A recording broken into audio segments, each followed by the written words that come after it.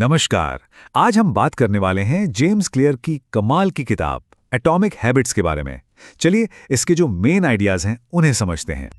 हम सब ने ये एक्सपीरियंस किया है ना? कि एक बड़ा टारगेट सेट किया और फिर कुछ हफ्तों बाद हम ठीक वहीं खड़े होते हैं जहां से शुरू किया था। बड़ा फ्रस्ट्रेटिंग लगता है, पर इसका एक बहुत सॉलिड कारण है।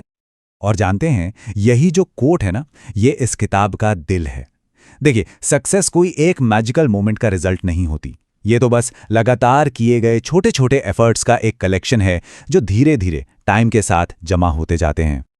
इसी को कहते हैं ब्रेक थ्रू मोमेंट का मिथक। मतलब हम अक्सर किसी एक बड़ी डिसाइसिव घटना को जरूरत से ज्यादा इंपॉर्टेंस दे देते हैं, और जो रोज छोटे छोटे लगातार इंप्रूवमेंट्स होते हैं उनकी वैल्यू को अंडर एस्टिमेट कर जाते हैं। हमें वो ओवरनाइट सक्सेस वाली कहानियां सुनने में बड़ा मजा आता है, लेकिन असलियत वो कुछ और ही है। तो फिर इसका सोल्यूशन क्या है? बहुत सिंपल, हर दिन सिर्फ 1% बेहतर होना। सुनने में तो ये बहुत ही कम लगता है ना? लेकिन इसकी असली पावर छिपी है कंपाउंडिंग में। मतलब ये छोटे छोटे सुधार एक दूसरे के ऊपर बिल्ड होते जाते हैं और टाइम के साथ इनका इम्पैक्ट जबरदस्त हो जाता है। बिल्कुल वैसे ही जैसे पैसा इंटरेस्ट पर इंटरेस्ट कमाकर बढ़ता है, हमारी आदतें भी ठीक वैसे ही काम करती हैं। पर यहां एक प्रॉब्लम आती है। जब हम ये छोटे छोटे इंप्रूवमेंट्स शुरू करते हैं ना, तो रिजल्ट्स तुरंत नहीं दिखते।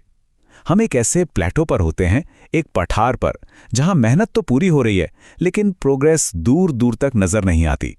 और बस यही वो पॉइंट है जहां ज्यादातर लोग गिव अप कर देते हैं। इस पठार को समझने के लिए एक बहुत बढ़िया एनालॉजी है। सोचिए, एक ठंडे कमरे में एक बर्फ का टुकड़ा रखा है। टेम्परेचर है 28 डिग्री। क्या होगा? कुछ नहीं। सारी मेहनत पर्दे के पीछे हो रही है, एनर्जी जमा हो रही है, लेकिन बदलाव अभी तक सतह पर नहीं आया है। अच्छा, अब कमरा धीरे धीरे गर्म हो रहा है। 29 डिग्री, 30, 31, टेम्परेचर बढ़ रहा है। मतलब लगातार एफर्ट्स जारी हैं। जिम जाया जा रहा है, पढ़ाई हो रही है, प्रैक्टिस चल रही है, लेकिन बर्फ वो अभी भी सॉलिड है। बाहर से देखने वाले को तो यही लगेगा कि यार कुछ बदल ही नहीं रहा। और फिर टेम्परेचर पहुंचता है 32 डिग्री पर। बस 1 डिग्री का शिफ्ट और एक बहुत बड़ा बदलाव सामने आता है। बर्फ पिघलना शुरू हो जाती है। यही है वो ब्रेक थ्रू मोमेंट जिसे लोग ओवरनाइट सक्सेस कहते हैं। पर असल में ये उन सारे पिछले एफर्ट्स का नतीजा है जिन्होंने आखिरकार एक क्रिटिकल पॉइंट को क्रॉस कर लिया।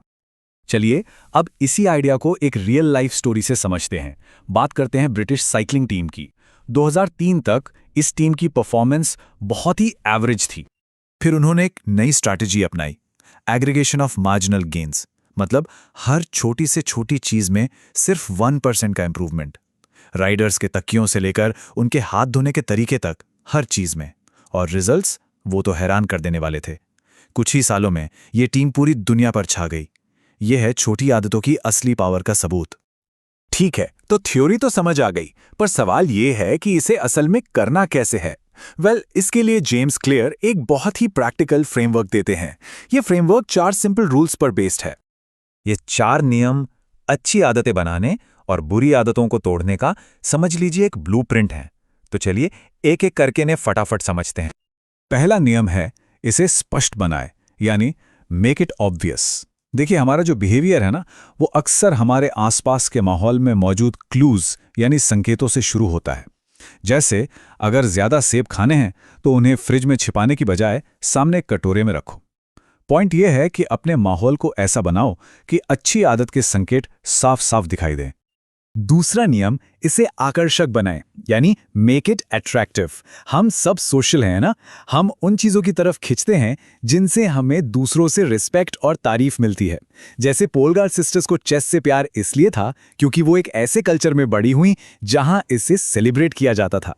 तो इसका सीधा सा मतलब है कि एक ऐसे कल्चर का हिस्सा बने जहां मनचाही आदत एक नॉर्मल बिहेवियर हो।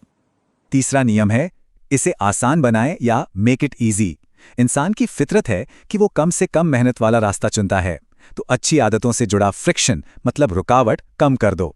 जैसे रात में ही वर्कआउट के कपड़े निकाल कर रख लो, और बुरी आदतों के लिए फ्रिक्शन बढ़ा दो। बस यही लॉजिक यहां लगाना है। और चौथा नियम, इसे संतोषजनक बनाएं, यानी मेक इट सैटिस्फाइंग। देखिए, जिस काम का इनाम तुरंत मिलता है हम उसे दोहराते हैं। कराची का एक बेहतरीन उदाहरण है। वहां लोगों में हाथ धोने की आदत डालने के लिए उन्हें एक ऐसा साबुन दिया गया जिससे खूब झाग बनता था। इस छोटे से बदलाव ने हाथ धोने को एक संतोषजनक एक्सपीरियंस बना दिया और नतीजा, डायरिया के केसेस 52% तक कम हो गए।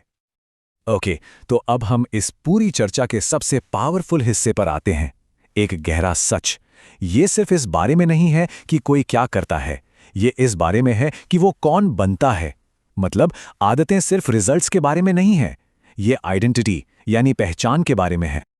इस फर्क को समझना बहुत जरूरी है। देखिए, 2 तरह के बदलाव होते हैं।